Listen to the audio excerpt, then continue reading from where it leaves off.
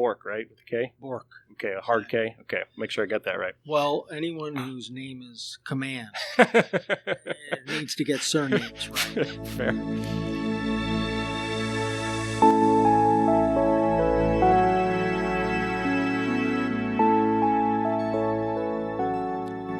Hello, everyone. I am Captain Justin Command, and I'd like to welcome you to something a little bit different on the Battlefield Next network of podcasts. You all have, I'm sure, heard of the world-famous, hard-hitting, cutting-edge discussions on society and technology known as TED Talks. Well, we don't own any fancy skinny microphones. We can't trade in our OCPs for black turtlenecks, but we can and will bring to you a segment fondly known as Fred Talks. Mr. Fred Bork is the United States Army JAG Corps regimental historian, and I would venture has more institutional knowledge of the Army and the JAG Corps than most, past and present. The goal is to present to you, our listeners, with a bit more informal and shorter version of our mainstay podcast, Battlefield Next. We will look to publish these Fred Talks weekly and build off the substance and theme of our central monthly podcast. Or sometimes we'll just go off on a 10-minute tangent about whatever it is we would like to discuss that day. But in either case, you can only succeed on the battlefields of tomorrow if you learn about the battlefields of yesterday. So, today, it's time to sit back, relax, grab your beverage of choice, and settle in for our very first Fred Talk.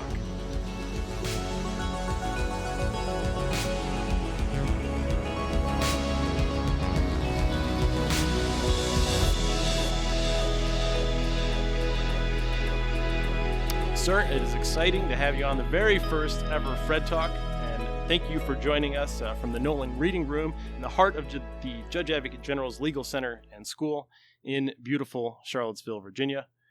You've just heard me record some opening lines, say some really great things about you and this program.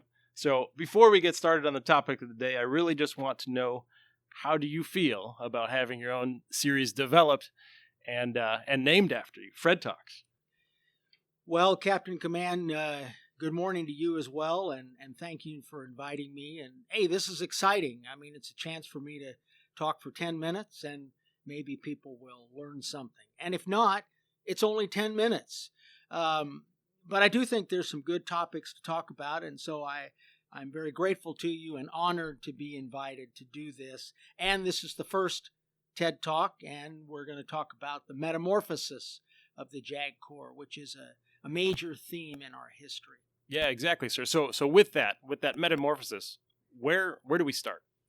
So I want to really start by talking about the metamorphosis beginning in the Vietnam era, in the 60s and the 70s, and the change then comes over really the last 50 years in really changing what Judge Advocates and the Judge Advocate General's Corps does. So let me start by saying that in the 60s and the 70s, being a judge advocate and being in the Corps was all about criminal law.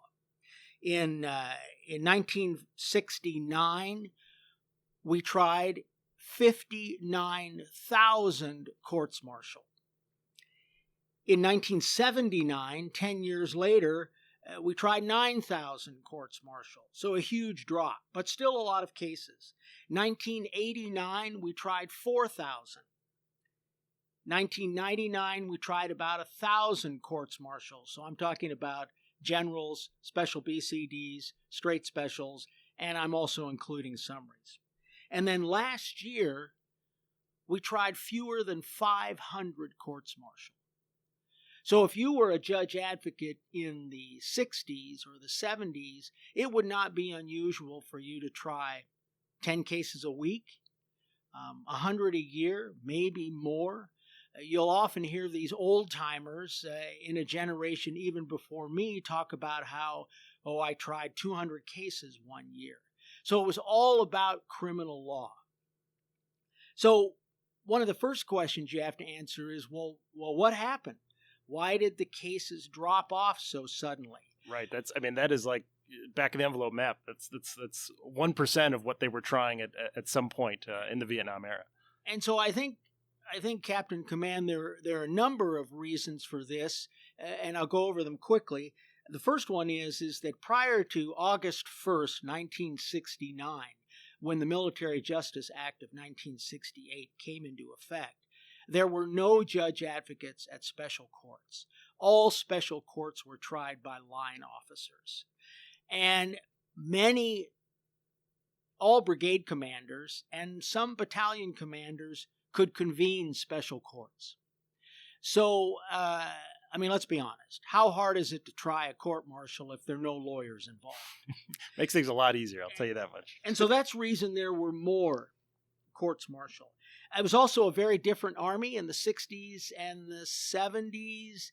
Early 70s, we still were a draftee army, which meant that there were a lot of soldiers who didn't want a soldier, and consequently were, let's just say, had the lack of discipline or less discipline that we'd expect from the volunteer army today.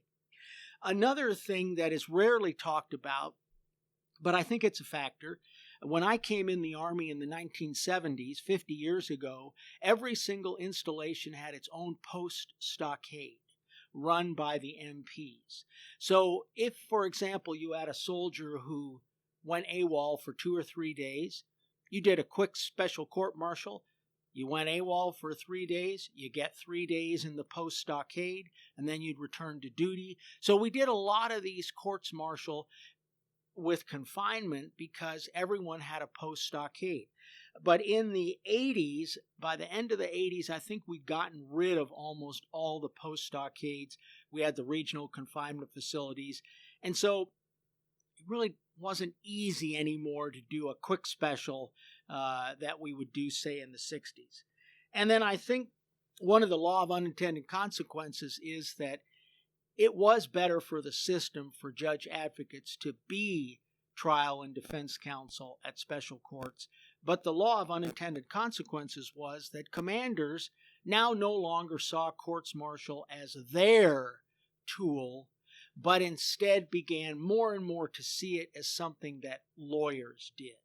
So when I came into the JAG Corps in 1980, over 40 years ago, it would not be unusual for a brigade commander in discussions with me to say, "Hey, Judge, when I was a lieutenant, I tried 25 courts-martial," because he'd been a defense counsel or a trial counsel at a special court. So fast forward to today, commanders really see courts-martial as pure lawyer stuff.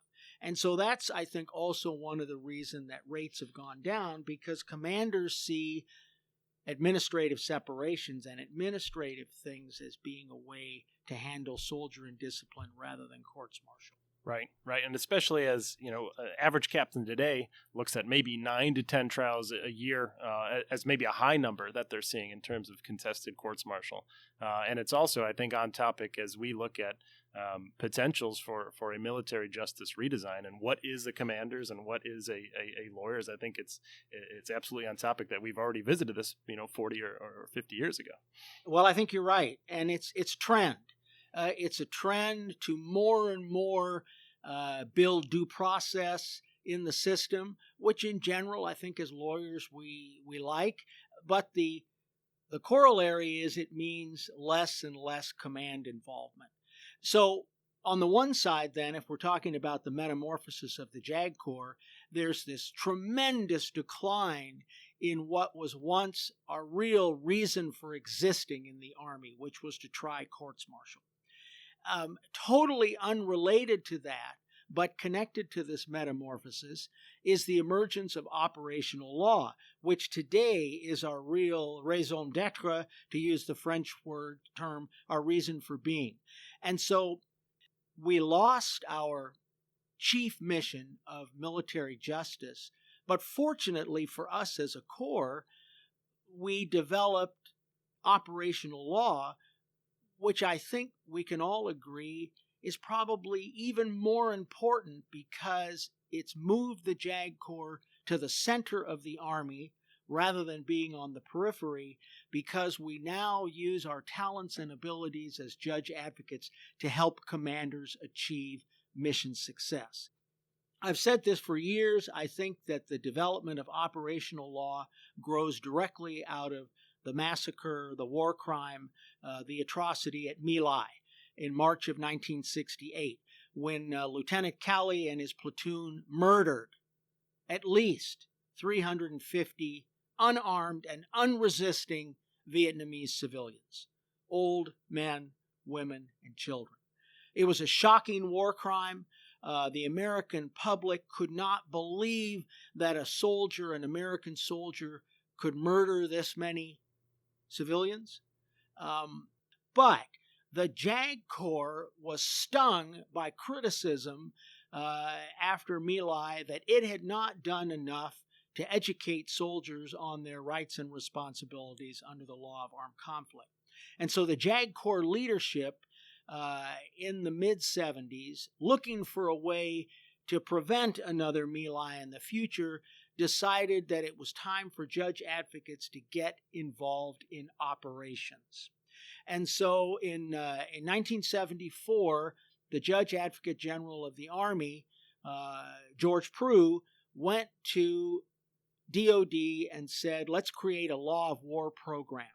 And that's the emergence, essentially, of operational law as we know it today. Yes, I think that's true. That's the genesis of the idea that lawyers should be involved in some way in military operations. So, and that's really significant, because prior to this time, if you'd said to a lawyer, do you want to do a judge advocate, do you want to do a legal review of my planned operation in the Korean War or World War II, people would have said, well, why would I do that?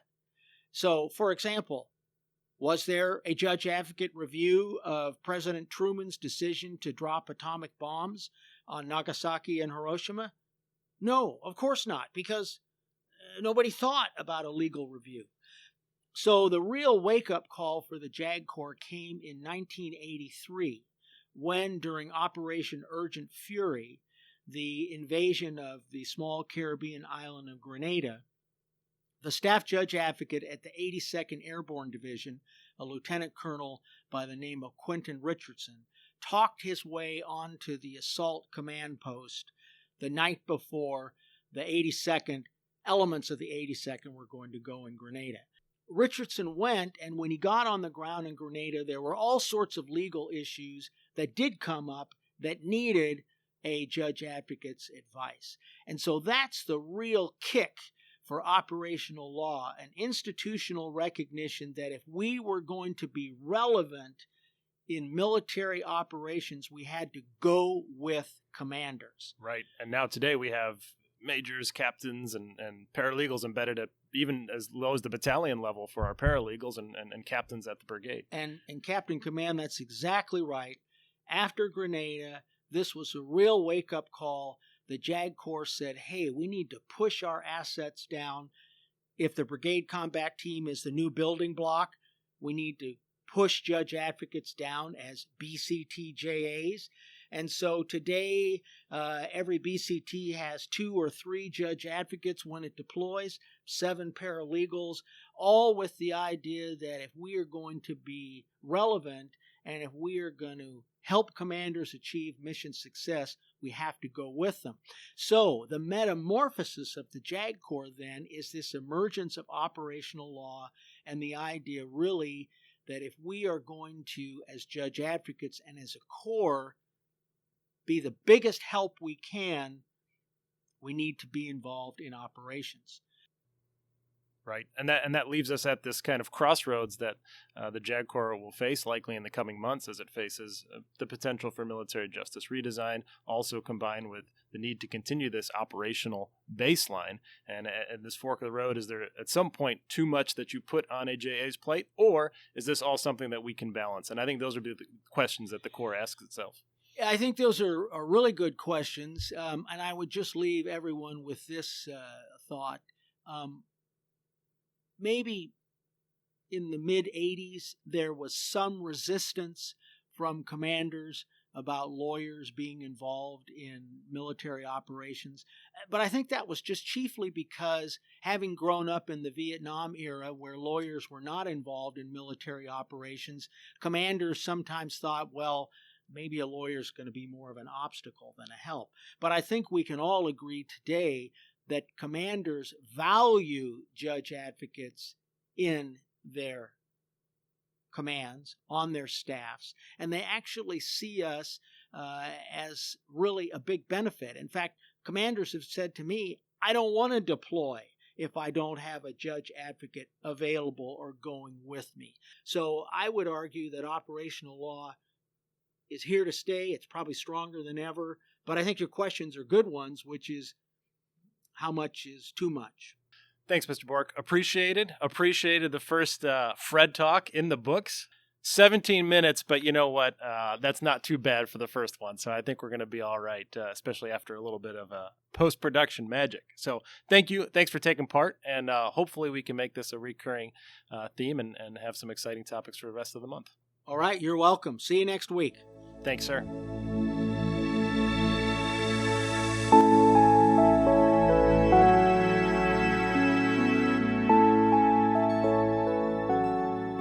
Interested in providing material to the JAG Corps' Future Concepts Directorate? Reach out to us via Twitter at JAGFCD or LinkedIn, or visit our website at tjaglix.army.mil/FCD. That's tjaglcs.army.mil/FCD. We are always on the lookout for the next guest, topic, discussion, or, yes, even the next Fred Talk.